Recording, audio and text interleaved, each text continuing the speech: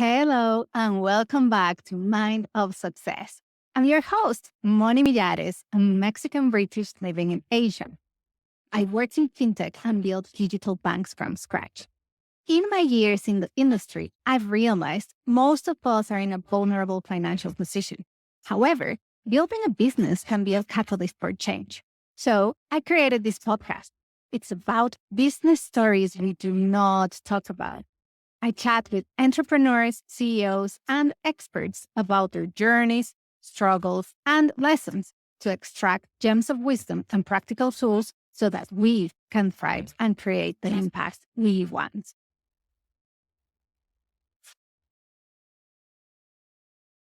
Hello, everyone, and welcome back to another episode of Mind of Success. Today, we have an amazing woman, but not only she's amazing, but she has had a major influence in my life. I'll introduce her first and then I'll go and say why. So we have Ruth Handcock. She currently is the CEO of Octopus Investments. That is a company that invests businesses and people that are going to change the world. So that is like amazing on its own. But even before like Octopus Investment, she's got an amazing career. She's been a consultant. She's worked as a lawyer. She started a church in Sierra Leone. She worked in Bacardi. She started a new bank in the UK. That's Tandem. That's where we met. So, Ruth, thank you and welcome to the show. Thanks for having me. Nice to see you. Thank you. Yeah, it's really looking forward to it. So before we kind of like go into the detail, just let me give a little bit of context for everyone who's listening of how you and I met. So this was like what, 20 years ago or many years ago? Yeah, many years ago. And that's when the context back then was fintech was just getting started in the UK. And I remember like when I met you back then, the Bank of England had only given one banking license in the past 100 years. And Tandem was in a mission, basically change banking and build a good bank. And when I met you, you were in the process, basically with Ricky, one of the founders, to start Tandem, to submit the application to Bank of England and to build this amazing bank. And basically, that's how we met. Basically, Ruth brought me on board to the team, and it was like turning a career. That's right. I can't believe how long it was ago. That's quite terrifying. But you're right. I joined as first employee of Tandem, having met a couple of entrepreneurs who decided they wanted to build a bank. No one had done this. Metro Bank in the UK had done it. And everyone looked at Metro, which had a store-led strategy. I thought, well, that's pretty cool, but who else is going to do it? And I met these two founders who said, we're going to go for it. And it was one of those career decisions that you think, well, I'll really kick myself if I've been offered this job and I don't go and do it. And just like you, it was one of the best career decisions I've ever made. It's not to say it was easy, but it was brilliant. And we were just reflecting that we assembled just a phenomenal team that I absolutely loved working with. And you were part of it. Yes. Yeah. It was really, and I think that was it. It was a team. It was a mix of the mission and the team that made it like so special. It was. And there's this magical part of building a company that I find in the first year when it's quite a small group of you and you're doing something that none of you know whether you're going to succeed. And you're putting your heart and soul into it. And it's incredibly memorable. It's incredibly tough. You build these really deep, lasting relationships because you have to all trust that you're pulling your weight and you're all in it for the right reasons. But it's a wonderful thing to go through. And I think it teaches you a load of things that other jobs where you're in a bigger company just can't teach you. You know, you have to be able to almost do every job in the company and help out where's needed, regardless of what your job title is. It's a really sort of formative stage in anyone's career, I think. Yes, definitely. Exactly. Yeah. I think like if someone is listening and it's like, hey, I would love to join a cool startup, definitely. It may not be easy. Yes, it has many risks, but it is an amazing experience and it helps you grow a lot. It is. And you have to get your head around the fact that, many, many startups fail. Yeah. But even if you're in a startup that fails, that's not the important bit. The important bit is learning how to operate in that kind of environment, learning the resilience, learning the flexibility, the pivoting, as The people in change, startups would the say. rapid Um, pace. and when you're looking for your next job, well, certainly when I'm interviewing people, I'm not looking for whether the startup they're in was successful or not. I'm looking for what they learned from it and what competencies they got from being there. So I agree with you. I think if you if the whole idea doesn't fill you with dread, if it does, maybe don't do it. If it doesn't fill you with dread, then go give it a go. Exactly. And I remember, I remember you once said when you first decided to go for the opportunity, you've had like multiple, like, let's say interviews or conversations with Ricky back then. And you were like, yeah, I've had to interview him like so many times because it is almost like a marriage, it's like you're going this so long. And I remember that because like when I left, I was like, I need to interview these guys a lot because first, that's what you said she did. But what was it that you were looking for when you were like, hey, am I going to start the band with these guys? What were you looking for? Yeah, it's a great question. And it's something that as I've gone through my career, I've thought a lot more about than I did at the beginning of my career. But I'm normally looking for values. So I'm looking for, are these people I can trust are going to build a business that I can feel proud of? So a few years ago, I developed this thing that I call the pub test, which is, can I sit down next to someone I've never met in a pub and tell them what I do and feel really proud of it? And that to me is my Yes. acid test of whether I want to take a job or not. But you're only going to build that company that you feel proud of if the people you're working with want to build that company as well. So for me, and it's a very individual thing, for me, it's about companies that are about more than just profit, have a mission that people really feel and feel very passionately about. So I was looking for that. To a degree, you're looking for talent. Is there something I can learn from this person? If for me, I know I work well with people who are quite quick thinking, who are quite quick to make decisions. Do I think this person's going to bring out the best in me? And do I think we're going to get on? That's so So important. I'm not a fan of hierarchy or politics, or do I think I can be straight with this person? And actually all of that assessment generally dictates whether I'm actually going to enjoy it when I get there, almost more than what the company's trying to do or anything else about it. It's all those people that are sitting alongside you as you work really hard, people you like, you value, think about the world in the same way as you. So those are some of the things definitely that I was looking for. And you're right, I had about 14 hours of interviews before I joined Tandem. That's what I remember. I was like, I It just was like a war of attrition. By the end of it, I think Ricky knew everything about me because there was, when someone's been talking to you for 14 hours, there's no way you can't just be yourself. Yeah, exactly. But I was pretty sure by the end of it that that we were going to work well together, which we did. And then there's two moments. Well, there's many moments that I remember. But there are two things that I still keep with me all the time. I remember, well, at some point you used to be my manager, but you always were kind of my mentor. I used to have like development conversation. And at some point I remember I went to you and I said, "Ruth, I want to be a leader. I want a leadership position." Something about this line. And I remember you told me, hey, you need to think about this properly because when it comes to the doing and when you're like under pressure, you need to decide if you want to be a leader or if you want to be a manager. And that always stayed with me. And many times when it's very hard, I'm like, I need to get this done. This time just like put on the manager hat. And I think that is a piece of advice that it's not spoken much about.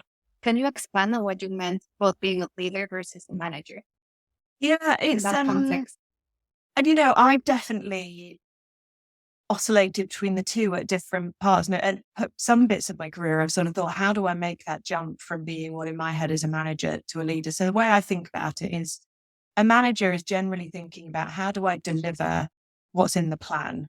So how do I make sure that steps are broken down and that people in my team are clear what they need to do to deliver the plan? It's kind of about execution.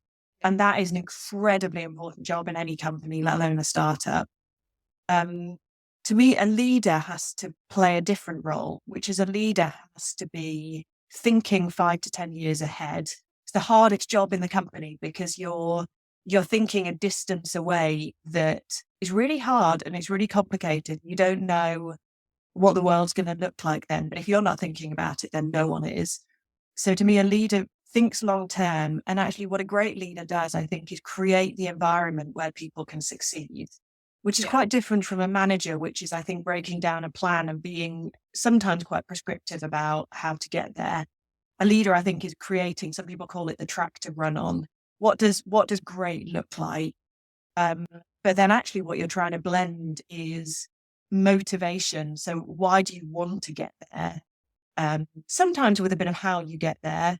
But what's very easy to forget actually is the why. The why will always create a more effective team, because if people get out of bed wanting to get there, then they'll figure out their own ways. They're always going to be more successful than you in thinking how to do all of their jobs for them. That is true.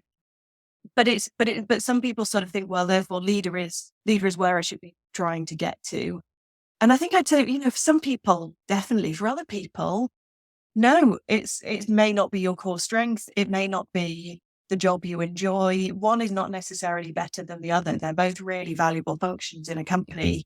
But they do have different functions, I think. Yes. And you can pull on some of the strengths of each role, even in sort of the day job, of how do I get the most out of someone? Am I thinking about motivation? Am I thinking about direction? And they're both very powerful. Yeah. Yeah. And it's like, hey, exactly. How do I bring the best out of people? But at the same time, how do I get things done? Because otherwise, like, if it doesn't get done, then, hey, amazing leader. What? But no leader is. But you want to like, there is no company. Exactly. Cool. And then the other moments that I remember that it was like properly impressive was Tandem had secured a lot of million in fundraising. January. Perfect. January. Yeah, everybody was. And then by March, when we were supposed to get the next tranche of money, we didn't. And basically the whole company went into crisis.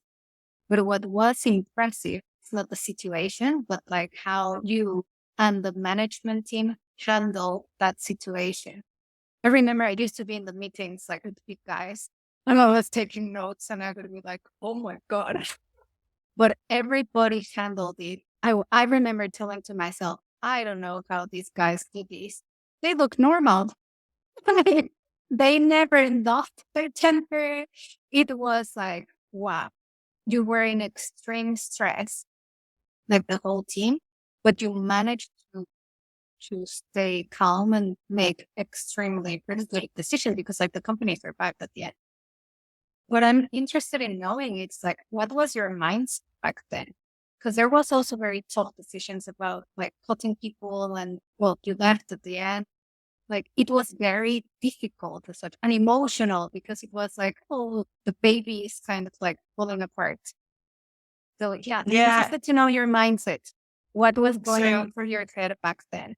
Yeah, and you're right. It was, if I get asked what's the toughest point in your career, I think it was probably that. So as you say, we'd been working for 2.5 years to build this bank, and we thought we were sort of home and dry as you ever are when you're fundraising. And literally it sort of all fell apart over the course of the weekend. And I remember spending a whole weekend in an office at a lawyer's with a whiteboard thinking, well, what are all the ways that we could recut the company to try and get it to survive? And probably point number one was we're all pretty clear at the beginning that getting the company to survive was what we were trying to deliver. So it wasn't that we were trying to do anything else. It wasn't that people were trying to preserve their own jobs or even to a degree preserve every single element of the vision. It was, what can we do to make this company survive? And so that then gets you into the mindset. I know I've got to make some tough decisions. And I think certainly the way I went into it, and I think I would have struggled more 10 years earlier in my career, but I certainly went into it thinking, for me personally, what's the worst that can happen? The worst that can happen is I don't have a job anymore. But I think I've learned loads of stuff, so I think I'll get another job. And as soon as you let go of that fear of this could mean something really horrible for me, then you can make much more balanced decisions. So there was no outcome from that I felt personally scared of. And that gives you a lot of comfort. It gives you a lot of perspective. So I was able to think about the management team and genuinely not get stressed whether my name was in it or not. I was determined that my name would only be in it if I felt it was the right structure for the management team.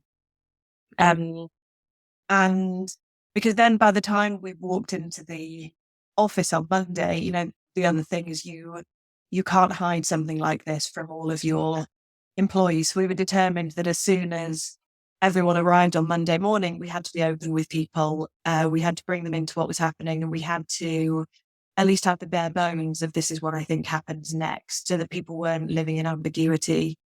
And at that point, when you realize that for us, that meant probably a third of jobs were going to disappear, that people need to feel that they have a say in what the shape of the company is. So we were clear that we wanted to present a plan, but create lots of space for people to have an input, because there's no way that 5 of us in a lawyer's office all weekend could have got to the right answer.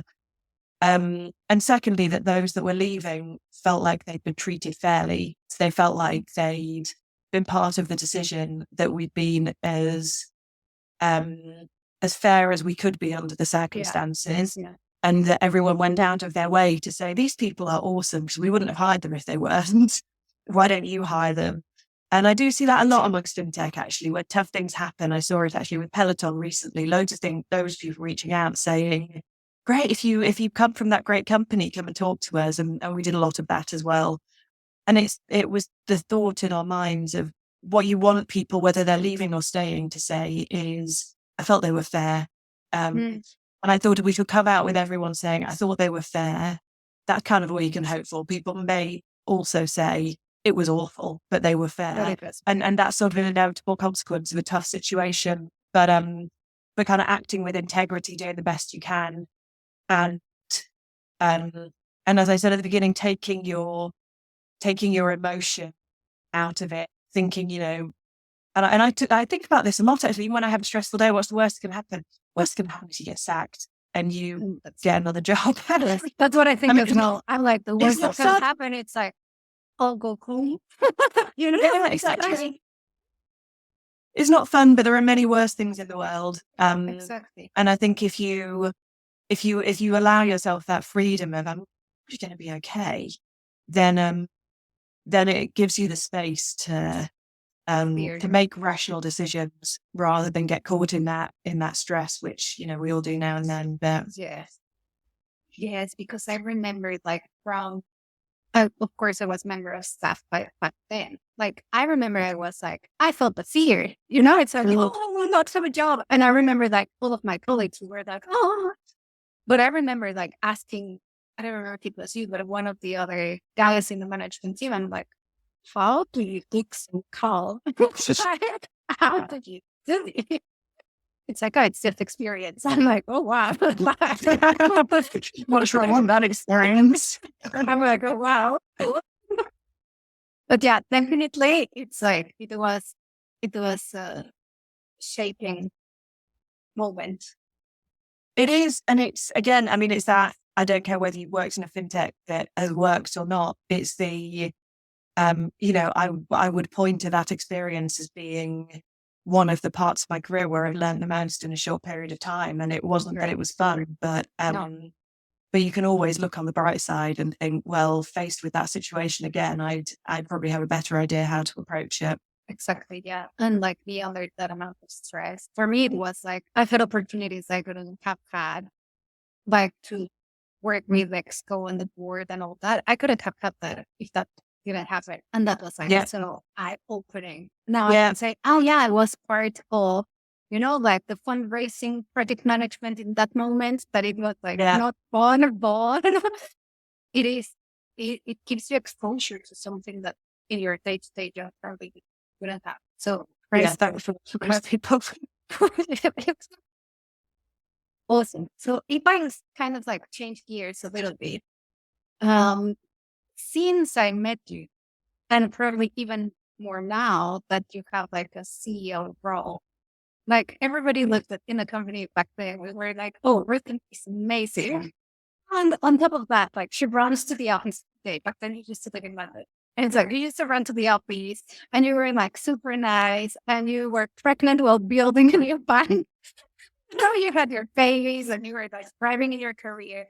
Now you have two babies. Now you're CEO of a large company. And the question that everybody asks is like, how? How did you do it? So yeah, what's your secret? How did you do it? I think the secret is there is no secret, genuinely. Yeah, I have two kids. They're 4 and 6 now. But I had them both when I was at Tandem, and I remember when I took the job, thinking because I was in my early to mid 30s, and I thought, I know I want to have kids. Is this a sensible thing to do? And I got a great bit of advice from a lady who'd got, I think, 5 kids. And she said, you can't predict what's going to happen with kids and pregnancy and all of these other things. So all you can do is make the career decisions you want to make, and you will make it work. And I really took that to heart. And I think I did. I find even in the last 5 years, things have changed quite considerably. But even then, I'd occasionally bring my baby into the office, and I was actually going off to a fundraising meeting that was supposed to be an hour and ended up being about 3 hours. And I'd abandoned Dougie, who was 5 months old, in the office. And I just sort of said, can someone keep an eye on this baby? And I was gone for about 3 hours. And, by the time I got back, he'd been to meetings, someone had found a bottle of bed in.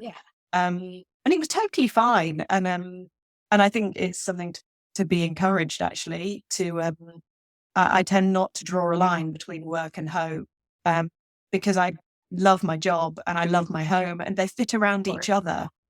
But what would I say? What would I say the secret is? I think be who you are at work as well as at home. So I spend a lot of time talking about my kids leaving the office at 5 o'clock, which I try and do every day because I like to see them bedtime. Yeah. And it was a new rule I set for myself that previously I would have been a kind of burning the midnight oil person and there till 10. And I thought, well, if I can still work when I get home, but I want to see my kids for bedtime. So I still do it now. I leave the office at 5 to make sure I get home for bedtime. And then I switch on again in the evening if I need to. And that works for me. But I talk quite shamelessly about it. I don't apologize, because I will always get the work done, but I'll do it so that I can see my family as well. And that's really important. I try and still make a little bit of time for myself. So for me, it's running. I've always loved running. And having just one thing that I do that's for me and not for anyone else, I think it creates some thinking time for me. And it can often be the thing that when you're a parent and you're working full time, you let go of. And I definitely let go of lots of things. I see much less of my friends than I'd like to. And there's always going to be compromises. But running home from the office, I now run to the train station, is really important for me. And I know that the more I do that, the more balanced and grounded I'll be, because I haven't compromised on everything.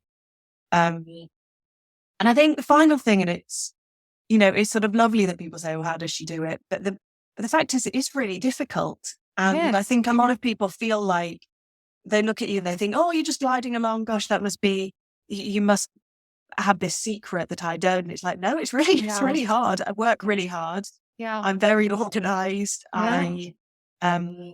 I think a lot about it. So if it feels like it's hard, it's not because there's something wrong with you. It's because it's really hard. I love that. I love that phrase. And I think being open about that is really important. And the same for men. It's not just women. I'm very fortunate, and it's one of my sort of rules for life. Is my husband is as excited about my career as I am. Things are very balanced at home. We think of ourselves as both equal parents, not mum does this and dad does this. And I think like that at home. I think like that at work.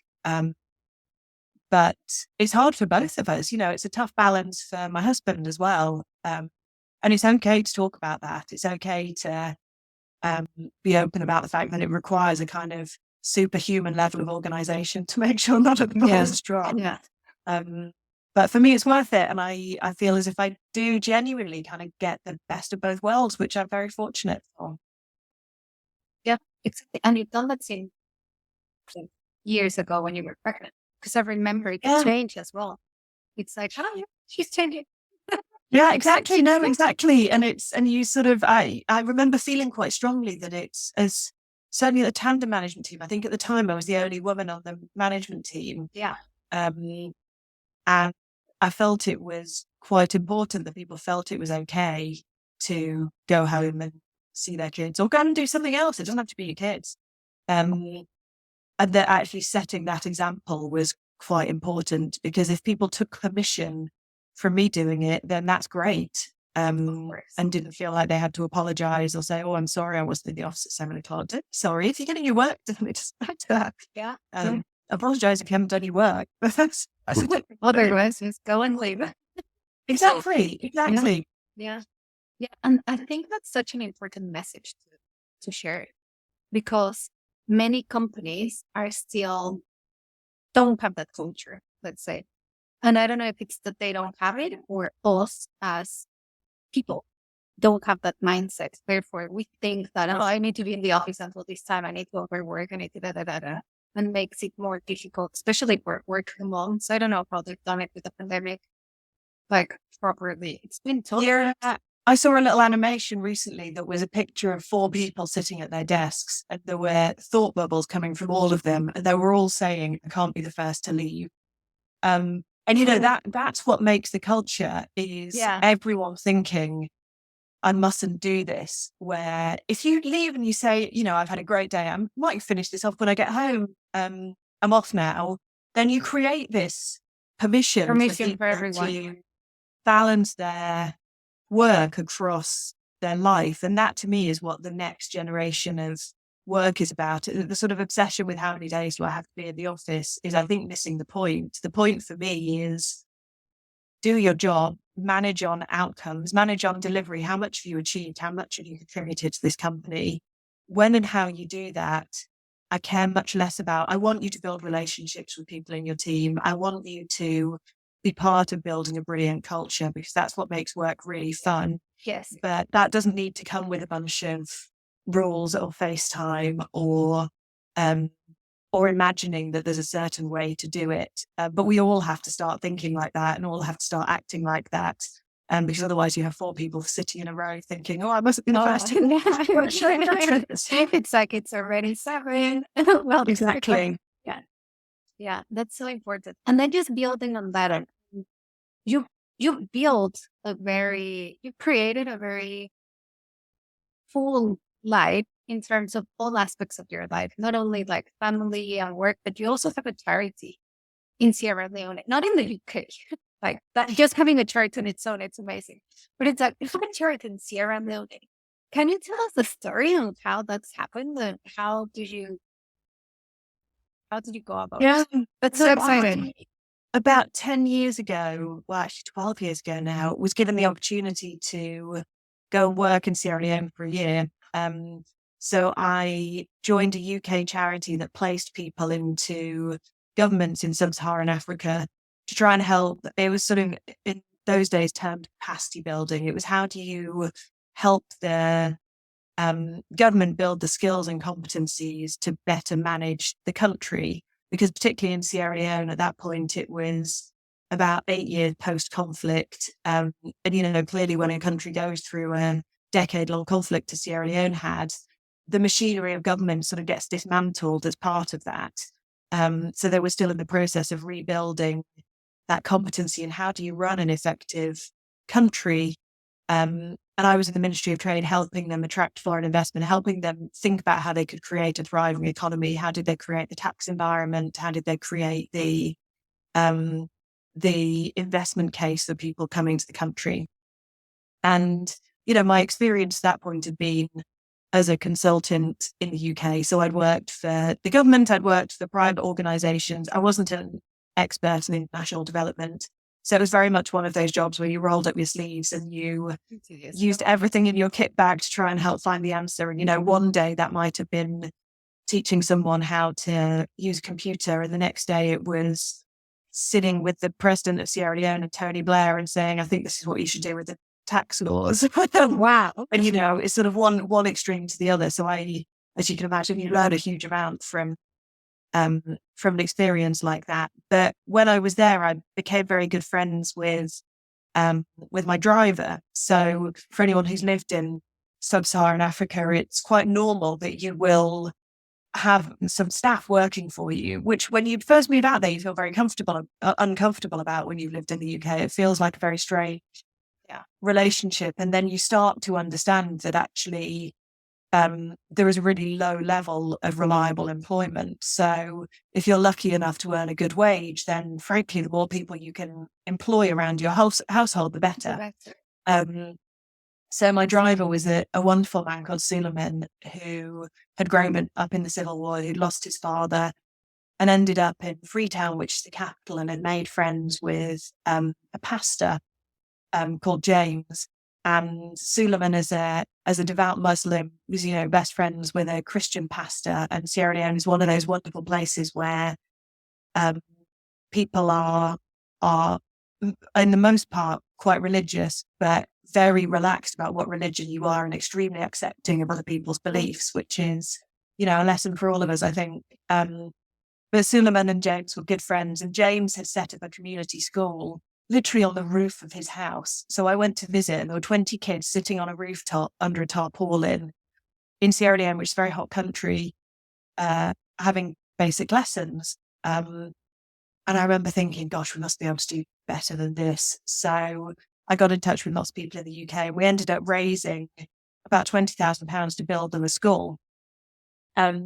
And little did I sort of realise at this point that obviously when you build the school, you're then sort of very responsible for the school, which is lovely. But but since we built the school, 11 years ago, we've supported it ever since. So when I came back to the UK, I set up a UK charity, and we fundraised to pay the teachers to provide lunches for the kids, because it's the one sort of hot, reliable meal that most of them get.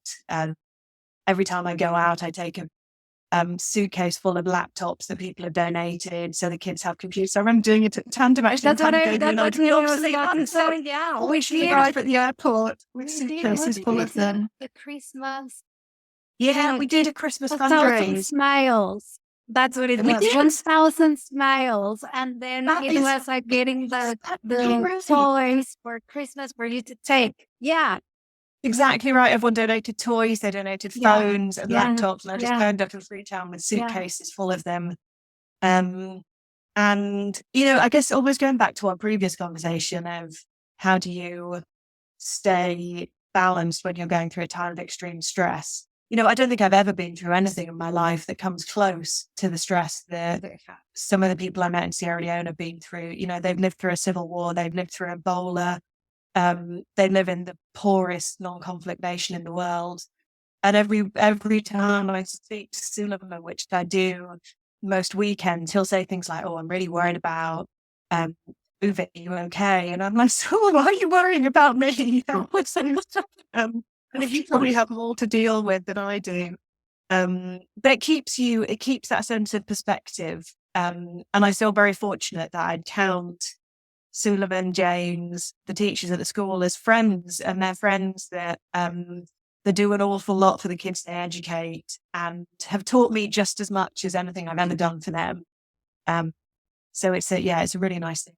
It's a really nice thing to be able to do, and I'm missing them. I haven't been out for 4 years thanks to COVID, but can't wait to get back. Yeah, and I can see that like in your face, even how you talk about it. It's like very fulfilling. It's like very warm. It's like so much different than talking about your career. It's like more human. It is. And it's, people, I remember when I was at uni, I studied biology, and there was this interesting concept of does altruism really exist? So, or is altruism actually not selflessness? Is about making yourself feel good? And, I can argue it either way. Is running a charity altruistic? No, it makes me feel brilliant. It teaches me things. creates bonds with people. It gives me perspective. And that, you know, those things might be different from giving money, but there's definitely reciprocity there. And it's very powerful. And I think a lot of people feel the same about volunteering, about charity, about having passions that people might on the surface think, well, it's about giving back, but it's actually about you sort of filling your heart with different things that make you feel good, and that's the mood to be encouraged, I think. Yeah. Oh, I love that word that it's like, it's about filling your heart. Things Yeah, that you like, whether that's at work, but even if it's at work, it's like that thing outside of work that fills you up. It's like, gives you energy. totally. And you In get it my from opinion, work too. I get it when I look at someone in the team who's, you know, learned loads in their career. That's exactly the same emotion. It's and you know, you may not feel like it's selfless helping someone develop their career, because fundamentally you're trying to build a brilliant business. So them being better at their job is sort of good for everyone.